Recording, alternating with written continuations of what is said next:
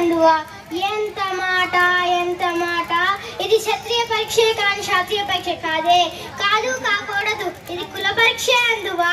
నీ తండ్రి భరద్వాజ్ జననం ఎట్టిది, అతి జుగుత్సాకరమైన నీ సంభవం ఎట్టిది. మట్టి కుండలో పుట్టితివి కదా. నీది ఏ కులము, ఇంత ఏలా. అస్మత్ పితామహుడు గురుకుల వృద్ధుడైన ఈ శాంతనవుడు శివ సముద్రాల భార్య గంగా గర్భమున జనించలేదా.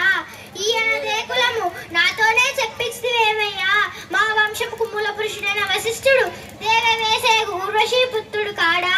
అతడు పంచమ జాతి కన్యావు అరంధతి అందు శక్తిని, ఆ శక్తిని పరాశరుడు. చండాలంగనే అందు పరాశరుడు, ఆ పరాశరుడు పరాశరుడు పల్లపర్తి అయిన మత్స్యగంధి అందు మా తాత వ్యాసుని, ఆ వ్యాసుడు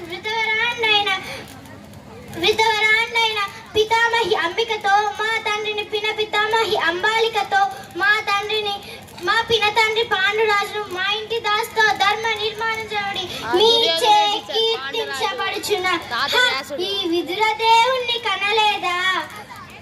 సందర్భావసరాలను బట్టి క్షేత్ర బీజ ప్రాధాన్యములతో సంకరమైన మా కురవంశము ఏనాడో కులహీనమైనది కాగా